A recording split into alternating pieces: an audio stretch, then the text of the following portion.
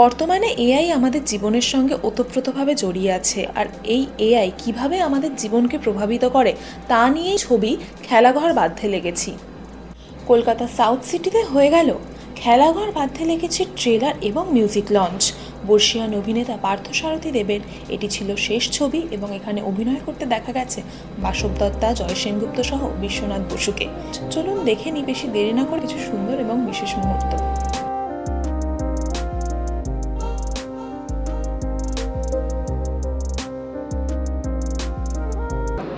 দেখো, একটি বাচ্চার বন্ধু হবে ফোন, সেটা একেবারেই সুস্থ ব্যাপার নয়। একটি বাচ্চা খেলাধুলো ছেড়ে এসে ফোনেই খেলবে, সেটা কখনোই ফিজিক্যাল ডেভেলপমেন্টের জন্য ভালো নয়। একটি বাচ্চা তার বাবা মার সঙ্গ না পেয়ে ফোনকেই বানাবে নিজের গাইড এবং গার্ডিয়ান, সেটা একেবারেই সুস্থ নয়। তো কোথাও তো আমরা সেই বাচ্চাটার শৈশবটাকে ছিনিয়ে নিচ্ছি, কোথাও তার সরলতা, তার কল্পনা শক্তিকে শেষ করে দিচ্ছি, কোথাও তার বড় হওয়ার যে মজাটা, সেই মজাটা বার করে খুব ছোটোবেলায় তাকে বড় করে দিচ্ছি। এটা তো আমরা জানি, কিন্তু এটা রিয়ালিটি, এটাও আমরা জানি। আর সিনেমার কাজ হচ্ছে রিয়ালিটিটাকে ধরা, এই ক্রাইসিসগুলোকে ধরাই সিনেমার কাজ। সিনেমার সব সলিউশন তো দিতে পারবে না, সলিউশন মানুষকে নিজেই খুঁজতে হবে। নিজে খোঁজা মানে নিজেকে খোঁজা, তাই না?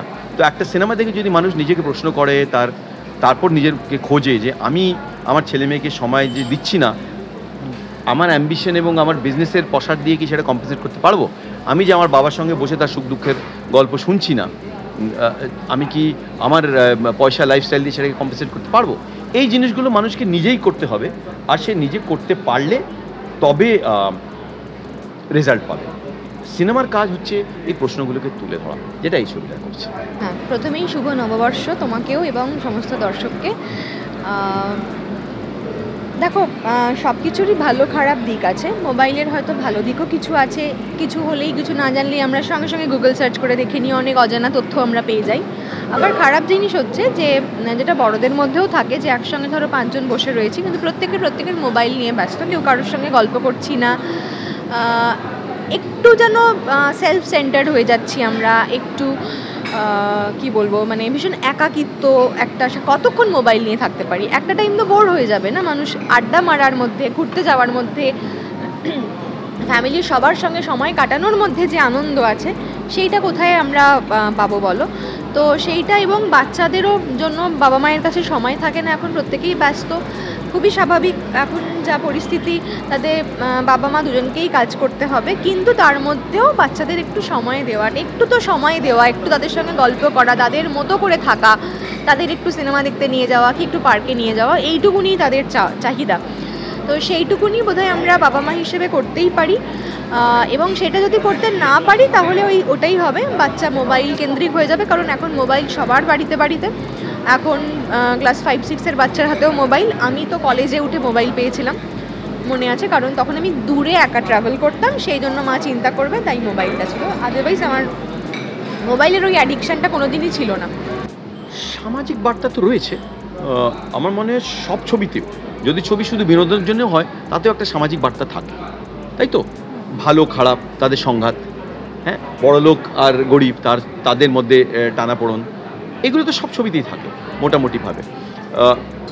আলাদা আলাদা জেনারেশনের কনফ্লিক্ট সব ছবিতেই থাকে, এবং প্রত্যেক ছবিরই একটা কোর থিম থাকে, যেটা আমাদের কোথাও না কোথাও তা আমাদের মনে কিছু প্রশ্ন তুলে দেয়। সেটা কিভাবে আসে সেটাই হচ্ছে আসল কথা। একটা ছবির ভালো খারাপ হওয়ার মধ্যে একটা ভালো কথা সে কিভাবে বলছে, কথাটা ভালো কিন্তু বলছে ভালোভাবে না, তাহলে ওটা খাটবে না। স্টাইলটা প্রচুর কিন্তু বলার কিছু নেই, তাহলে সেটা খাটবে না।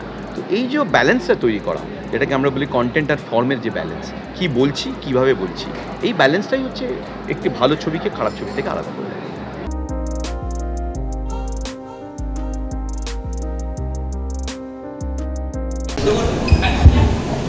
দুটো কথা, সব তো সিনেমা তো কথা নিজেই বলবে, আমরা কত কথা বলবো? আমরা যা বলবো একই জিনিস রিপিট করবো।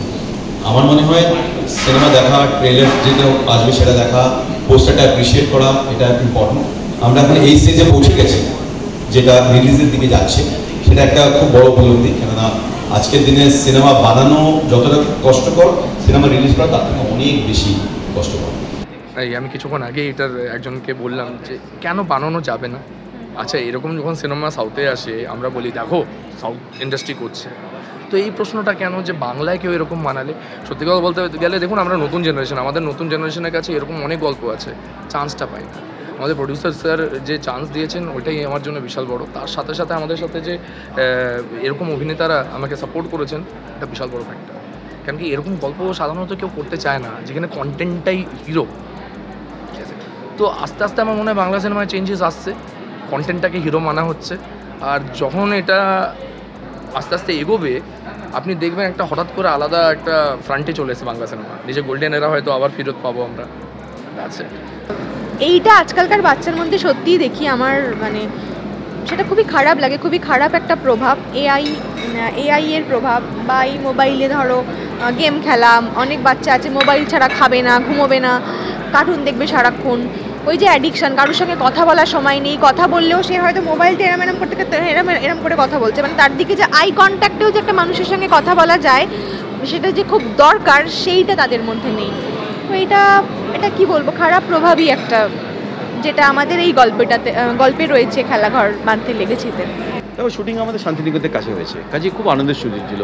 পার্থদার সঙ্গে আড্ডা দেওয়া, আমরা দুজনেই ভোজন রসিক, আড্ডা দিই।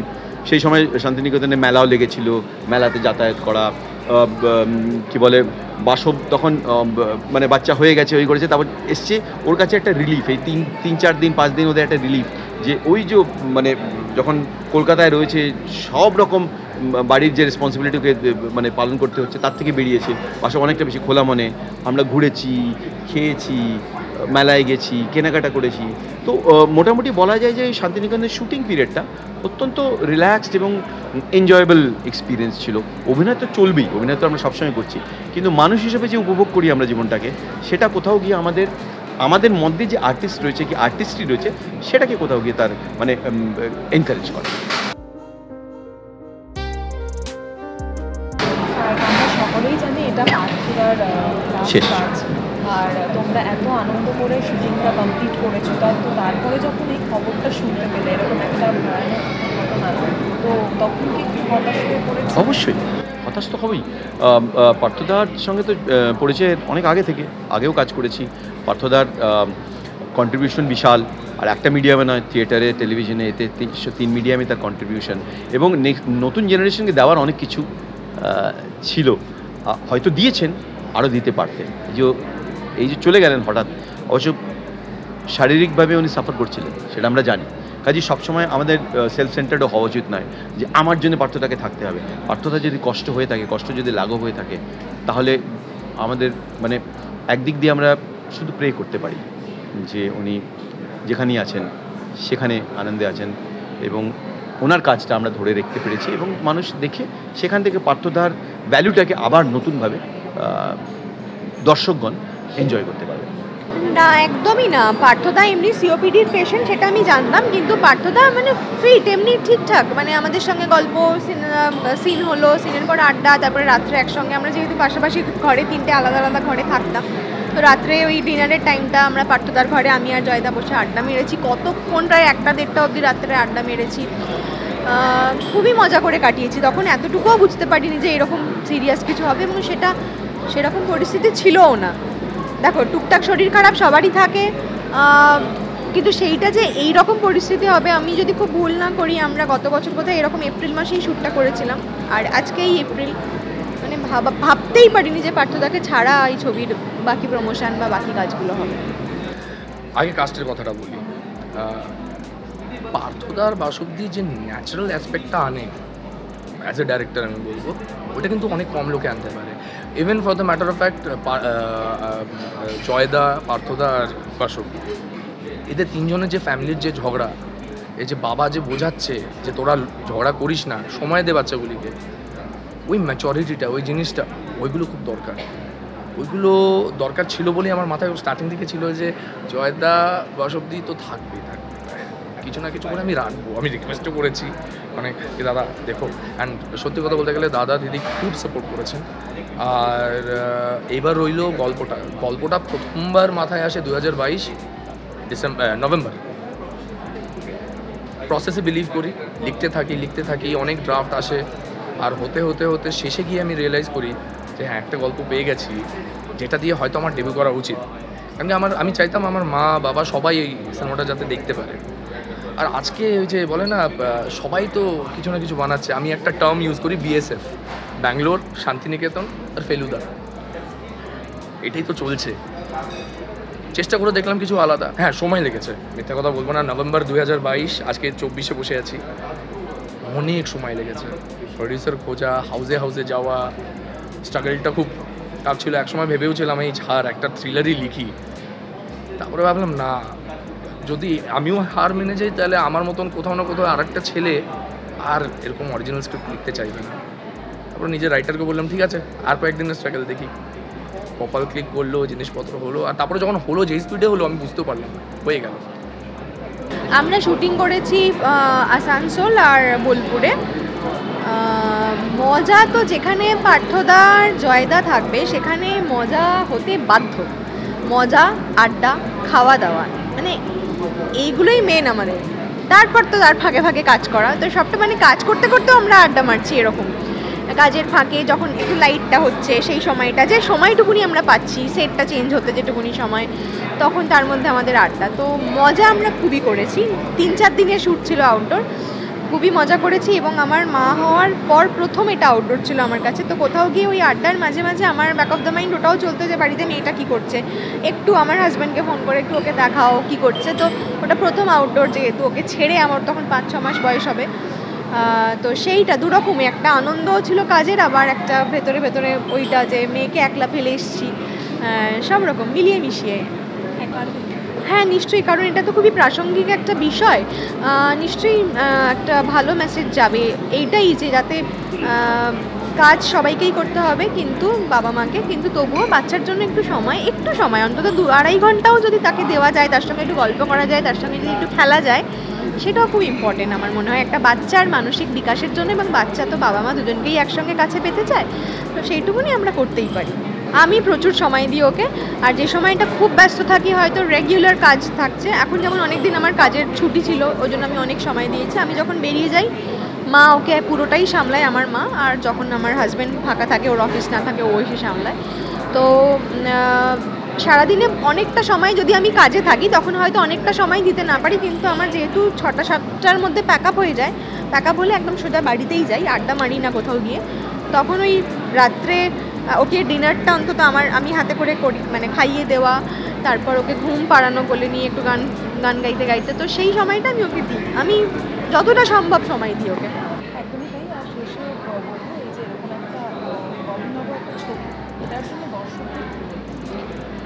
দর্শকদের আমি আলাদাভাবে কিছু বলবো না। আমি দর্শকদের এটাই বলবো যে ছবি মেসেজের জন্য আসতে হবে না, আপনারা বিনোদনের জন্য আসবেন।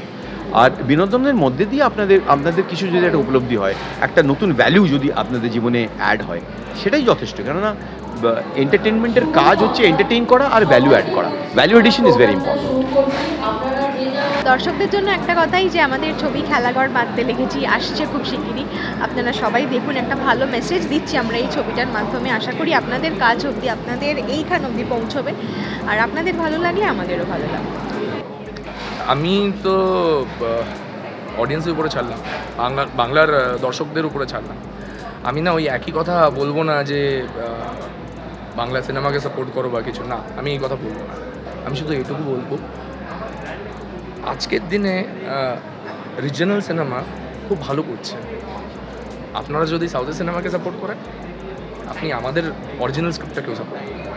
দেখুন কি আছে, ভুল হলে মাথা নত, ঠিক হলে ধন্যবাদ। এন্টারটেনমেন্ট এবং লাইফস্টাইল সম্পর্কিত সমস্ত আপডেট পেতে চোখ রাখুন 71/1 MBর ফেসবুক, ইনস্টাগ্রাম এবং ইউটিউবে। এছাড়াও বিভিন্ন বিনোদনের খবর পড়ার জন্য চোখ রাখুন 71/1MB.com-এ। এবং আজকের এই ভিডিওটি যদি আপনাদের ভালো লেগে থাকে তাহলে লাইক, কমেন্ট, শেয়ার এবং সাবস্ক্রাইব করতে ভুলবেন না।